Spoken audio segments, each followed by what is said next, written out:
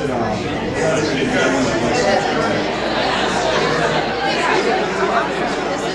And for about the last 5-6 years, at every new staff training, we have put a priority location out to the new staff. And it's something that as a whole campus ministry, we have said, this is something we have to go after together. And so all those people that have been doing your placement, the leadership development directors or somebody on their team, they know that this is a priority. And so just kind of as we go into this next part, would you be willing to say, Lord, I'm listening, and see how he speaks to you. For some, he's not going to speak to you, but if you kind of have that, that spirit just kind of nag, not nag, but just kind of keeps poking at you, you need to pay attention to that. But even if God isn't calling you, what we would ask is, would you pray with us? That God would raise up men and women to really go after this location. And it's really hard when we think about stewarding who God entrusts to us, because we have the whole world. I mean, that's part of our mission, is to go to the whole world. And so how do you think about having this priority location when there's all these other places to go as well? And I think Mark said it well, there's just some places that are more strict, like we have to go out of the strategy part and think, if we go after this, it's going to multiply tenfold, 100-fold what God has called us to in the campus ministry. And so just to share with you just our priority location, I'm going to bring up Bill Collier to explain just more about this opportunity with you. And Bill is the National Director of Leadership Development for the high school ministry. And he's been on staff for 27 years. He's married to Missy, who's back here as well. They have 4 children ranging from ages 18 to 6, which I think you might have one of them with you today. But I graduated from Ball State University, and I saw a Ball State shirt over here. Got another one. So I graduated from Ball State, left, and went to the Mid-South region before I went to the Red River. But for years, I heard about Bill and Missy. And they actually led the ministry at Ball State for several years. And so, I'd get newsletters from the campus, and for years I would hear about this Bill. And finally, our paths crossed a few years ago when Bill took the national director role of LD for Crew High School. And everything I heard about Bill and how great he was and his walk with the Lord and how he leads out of a passion for Jesus really is true. And so before Bill comes up, let's take a look at this.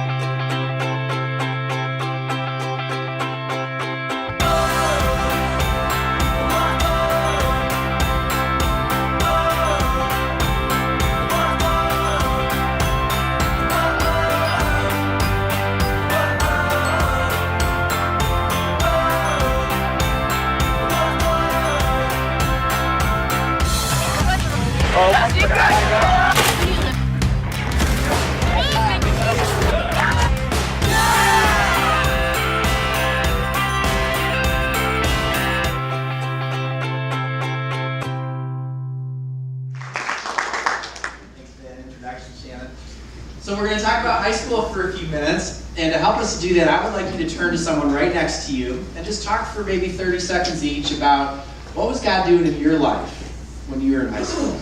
Talk about that for a minute. We'll talk together.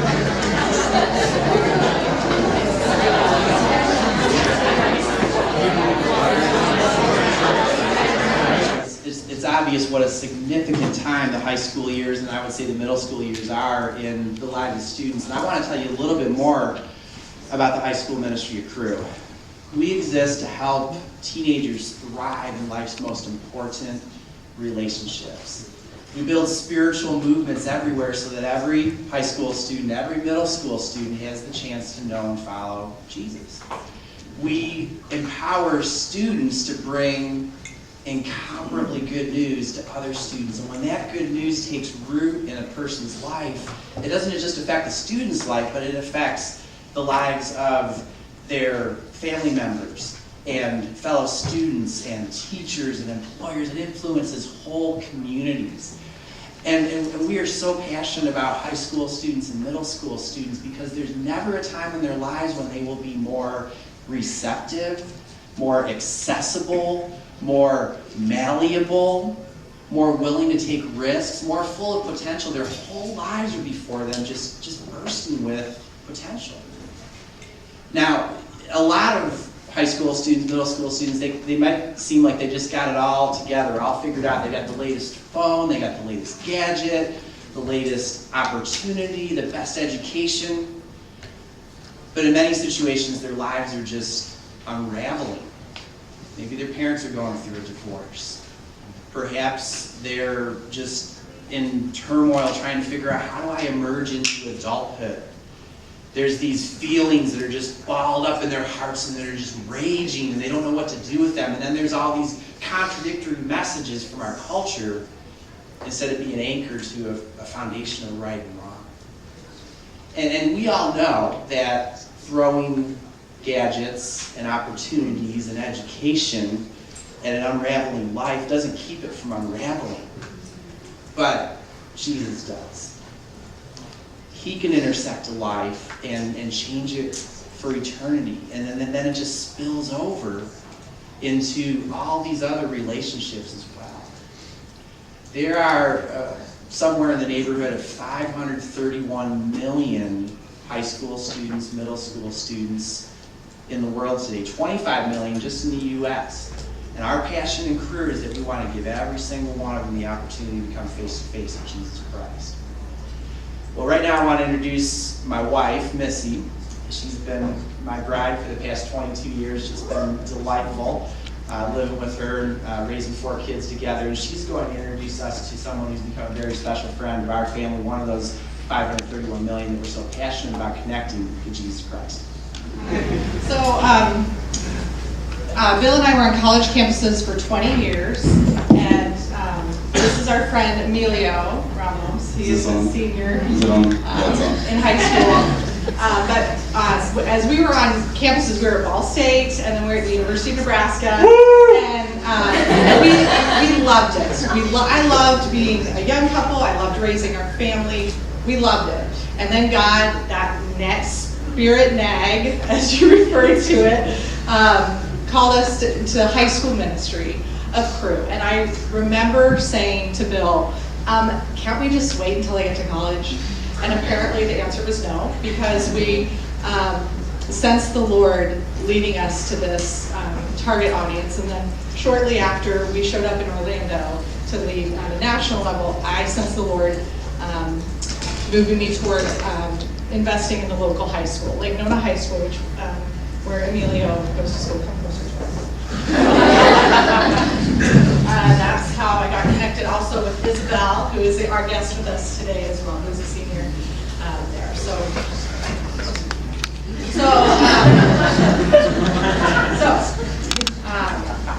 Emilio's gonna share his story with us. He's got on his lucky shirt, so I think he's ready. I guess this is my lucky shirt. Okay.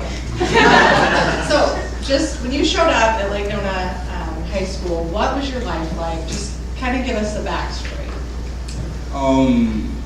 I was that kid in middle school that ate lunch by himself every single day and tried to talk to people, and those people just walked by me.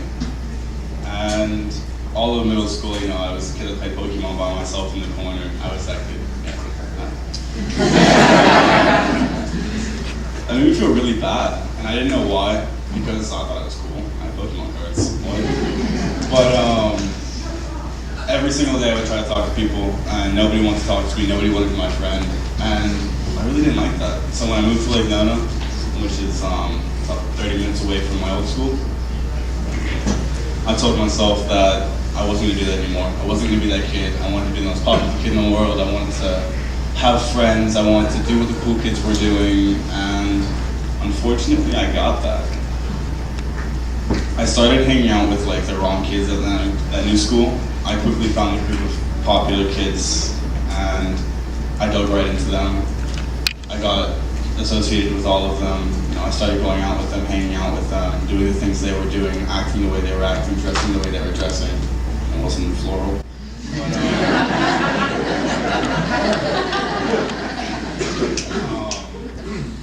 I really just wanted to fit in, and that's really where I guess it started. When you, like what prompted you to show up at Lakeland High School at lunch? Once a week, a crew meets together, and what prompted you to show up? What was your lifestyle like at that point, and what prompted you to show up there? Because I associated myself with that group, I started partying, I started drinking. Actually, I was 17, but I became pretty addicted to alcohol. I was in a really unhealthy relationship, and unhealthy relationship, and I just had a bunch of really bad things going on all at the same time. And Missy's son, Tate, is my best friend, and this kid is like the most amazing kid you'll ever meet in your life, and I want to know why we're the same age, going through the same things, but he looks like he has his life together, and I'm over here struggling just to find happiness. And I realized that Tate, Bill over there, and just a bunch of people that I associated myself with sometimes, not the popular kids, but like the kids that looked like they had their head on straight, and what was different about them. And the majority of them was a crew. I didn't know what crew was, but I started going just because I realized that my life was going down a really dark hill, and I just needed a positive environment. So I started going to crew on the high school level, and I started hearing the gospel. I started surrounding myself with better people, and at that point in time, I didn't even believe in God at that point in time. I just really needed a positive environment to surround myself with, and I found that place of crew. So then, last spring, your life started to unravel. Can you paint a picture for us about what was going on and also how God used it in your life? Yeah. Okay. Well, that was louder. So this all happened in the span of 1 week. On Sunday, my grandma passed away, and my grandma was a really big part of my life. She was my support system. If I had the craziest dreams in the world, she was the only person in my life that would say, "Go get it." And she passed away, and that was really hard on me. That unhealthy relationship that I told you about was the longest relationship I've ever had, and it was like a year long, and it ended the very next day. And I invested all of my little junior me. I invested all of my time, all of my dedication, all of my focus into that relationship. And when that ended, I was like, well, what am I gonna do now? I didn't leave my positive friends, but I started turning away from them. I started focusing on that unhealthy relationship, and I started focusing on the people associated with her. And I was caught up in the fact that, I didn't have that anymore, and I felt empty. And at this point, I still didn't believe in God. The next day, I had a physically abusive situation happen in my household with my stepfather and myself. And that also happened to be AP week and finals week, and I had I'm dual enrolled, and I had the biggest college final that I've ever had. That's like an hour after that physical altercation, if you will. And I just was in a really, really dark place. And I knew that I didn't want to be in that place. So I told myself, fine. I decided I was going to take my own life. And if you knew me at that point, I'm not that kid. I was really popular, I had a bunch of friends, I'm really, really social. And nobody expected that. And I had nobody to turn to, because all the friends that I had surrounded myself with and all the things that I surrounded myself with were negative. And I couldn't turn to anybody and say, hey, I have this going on in my life, please help me, because nobody in my life could have provided that. Because I was surrounded by the kids that only cared about partying and drinking and, who's going out next Saturday and who's wearing what and who's dating who, and that's all they cared about. They didn't care about my life like I cared. And I just couldn't, when the time came and I told myself I was just going to end everything, I just couldn't do it. I don't know why, but I couldn't do it. And it was that exact moment that I realized I needed significant change. A really, really significant change in my life. So, what did God use then to bring you to a relationship with Him? I was coming to crew. My parents are Catholic, so I was like, maybe God's real, maybe not. But I started going to crew more, And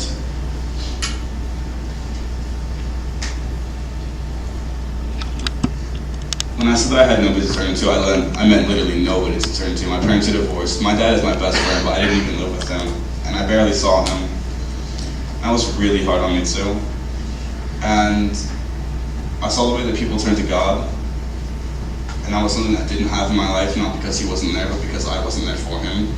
And he was extending his hand to me, and I just wasn't extending my hand back. I didn't know to extend my hand, and I had no spiritual help. I had no physical help from anybody, and I realized I one of those two to change.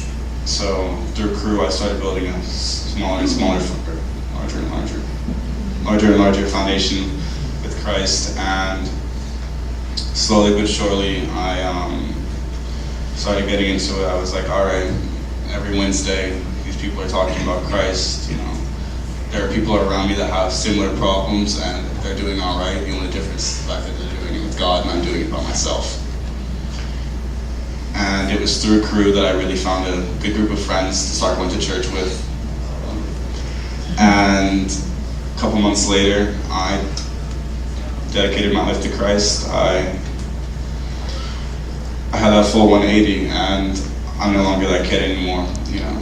I had that popularity. I had everything that I had asked for. I was the cool kid. Everybody in the school knew me, and I got what I wanted, but it was at the expense of feeling empty on the inside. And I turned away from God at that point in time. And now, living with God, my life just took a whole new turn. And tell us just a little bit more about that, as far as your life right now, and as you look to the future. All right. Now, I do Crew at the middle school. I help with that because I really think that's an important place to start. In middle school, that's where everything started for me. And there are a bunch of kids at the Daytona Middle School that are really eager to learn about Christ, and maybe not as many people that are able to tell them about Christ. So that's where I start. And that's what I do every Friday night at 4 or 5. I do leadership in Crew at the high school level, and I try to be a light for the kids in my school. During lunch, I didn't really realize this at the Kar-Lai here, but in the past couple weeks and months, NST'16, my best friend, and I, we occasionally sit down with kids that aren't sitting with anybody, and we just talk to them. We invite them to Crew, and we just provide just a friend to some people that might not have that. I didn't really realize that until the ride here, but I was being that person that I wish somebody would have been for me in middle school. Mm-hmm. Okay, and just to close things out, as you sit here with this, group of people, what would you like to share with them? Well, everybody here, from what I was told, has a burning passion for Christ, and to be an active force on some form of campus. And that's amazing. That's what I plan on doing too. But a really good place to start is high school, because that's the peak for a lot of people. That's the place that a lot of people struggle the most with. That's where people battle with family problems and social issues and really just everything all at one time. We have our parents there for us, or most of us do, but at the end of the day, we all struggle, and I think most people can agree that high school is a very, very, very stressful time. And in that stressful time, without a relationship with Christ, I've personally talked to people that have reached the limits where they said, I just can't take it anymore. I got to that level, and I feel like it's a really good place to start for people that are trying to start a difference with God, because there are a lot of kids that really need change and really need help, but not a lot of help to be given out to them. Thank you. And I've seen with my own eyes just the transformed life. I took a class with Crew. We talk about humanity, Christ, salvation, and as it walked through and talked about regeneration, this face was the face I see. It's true of all of us, But I saw this face because I thought I've watched the transformation here, and there are so many more like Emilio who are confused and hurting and seeking and lost, waiting to be found, to be raised up, and to be sent as he has been. So we want to thank you, and we want to invite Mark Othier back up here. Shannon set the context for what's going to happen now. You know, I remember as a college student sensing that God wanted me to go on an international summer project to, at the time, Eastern Europe. And I had these expectations and thoughts. This was going to be a great summer. I'd get to go and be a part of a team of staff that would disciple me, pour their lives into me, blah, blah, blah. It'd be great, and I'd be stretched in my faith, etc. Showed up at, it was called it was at King's College in New York City for a briefing time before we went there. None of us knew where we were going until we got there. And so I was there and heard about some different places to go, and heard about this one country, Romania, that was like the worst of all of them. You kind of snuck around and talked these conferences to everyone's sitting in there, and the staff would call out the team leader for each of the countries where they were going. And so, they'd call up Miss Nicola, and she'd come forward, literally, and then they'd say who her teammates were going to be. Anyway, got to Romania, and they called up the first team leader was staff couple, and then their teammates were staff. Called up the second team leader, staff, and called the third team leader and said, Mark Othier. And I just wanted to throw up. No, I didn't just hear what I heard. I mean, my stomach was in my throat. Came up and I just couldn't even get my mind around. I was just stuck emotionally big time. There's no pride. There was just like, this is not happening to me. And introduced my teammates. I couldn't remember their names. I asked them 50 times that night, what are your names? And long and short of it is, got done and went up to the I made a beeline for the country director. And I said, they all had fake names back then. It was all secure. His name was Corky. And said, hey, Corky, dude, you got this wrong. I'm not doing this. And in fact, there's a lot of staff in this room. They get paid to do this stuff. They really get one of them to lead the team. I can't do this. There's just no way. In all my ways of envisioning myself through this, I just couldn't do it in that moment. And he said, well, we think you are the person to lead the team. I said, well, I don't, really. I don't. And so anyway, he encouraged me to go just talk to the Lord about it. And I forget this. I got down on my knees in this little dorm room at the King's College in Westchester, New York, and I said, God, seriously, I never pictured this. I can't see myself doing this. There is a need, yes. I've been asked to consider this, yes, but come on. I can't do this. And of course, the Lord in those moments and really spoke to me and said, no, I want you to do this. And to this day, I will tell you what I learned that summer leading that team overseas as a college student. To this day, those lessons come to my mind at different times. They shaped me. I'm a different person because of that. I've often thought and wanted really to be the kind of person that says yes to just crazy, outlandish things. I thought that then too, but it's one thing to say you want to do it and then have the opportunity to do it. It's like, wow, it's easier said than done. But I really have, and both Christy and I have tried to live our lives to say, yes, Lord, or we're open. What are you saying here? And all of you have had times in your life where you've seen great need and you've stopped everything you're doing and you jumped in to help meet that need. I just had this happen to me earlier this week. I'm driving up this crazy street, traffic's it's just backed up, and you see a car pulled off, and a guy out there trying to push it by himself. And you just pull the truck over, you jump out, and you go help, because there's a need. And that's a little need, but we've all done that. And I think what we are trying to provide this afternoon, or this morning, is we are saying that there is a huge opportunity before us. 25 million students.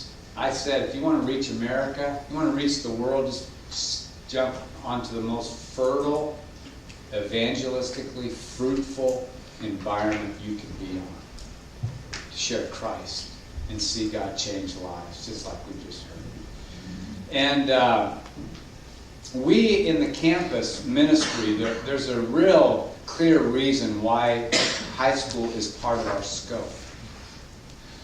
You know, this is interesting. We've probably never thought about this, but every place there's a college campus, there is a high school. Yeah, that just kind of goes together. Everywhere there's a high school college campus, there's a high school campus. And you know what, on college campuses, every college campus, I know, because I've talked to these students, there's students that share a burden that reach high school students or middle school students.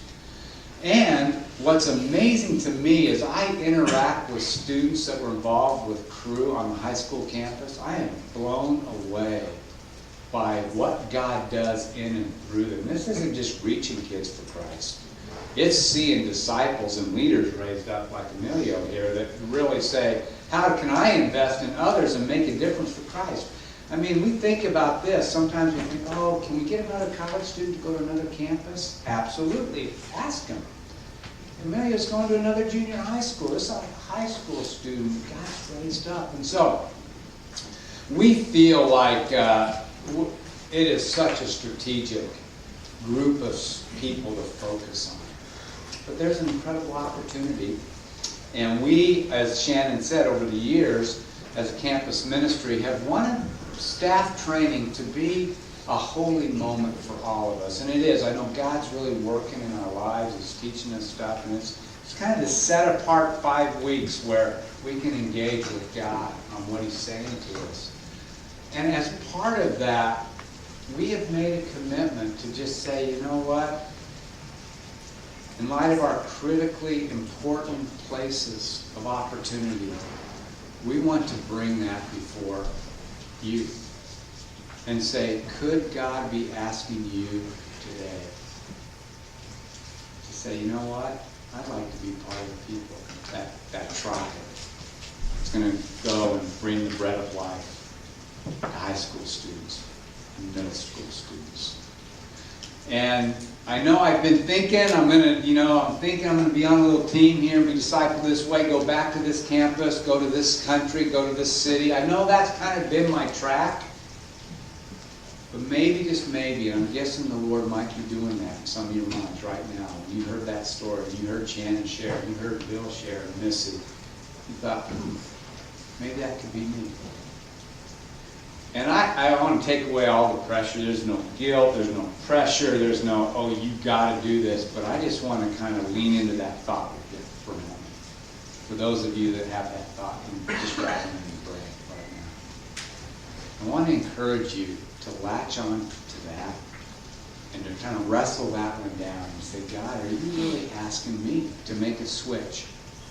So what we're saying right now is you can take, I know you all have, many of you have a sense of where you're going. We're saying, you know what? You can switch it right now, or in the next week, or 2 weeks. As much time as you feel like you need to take, you can switch it. And we'll actually work that out, and we'll help you to go and be a part of reaching high school students and middle school students. And that's just a crazy thing, right? You come down here thinking, I'm going to this campus, and next thing you know, you call your mom and dad, you know what, I'm doing this. That's just the way the Lord works sometimes. That's what Christy and I long for. We just want to be people that say, yeah, we're going to say yes to the crazy thing that Jesus asks us to do. So, we're going to have, Bill's going to come up here in a moment, but what I just want to say to you as the director of over at Public Campus is we are so committed to seeing God raise up the resources and the laborers to reach every student, and in particular every high school student and every middle school student, to play our part in that.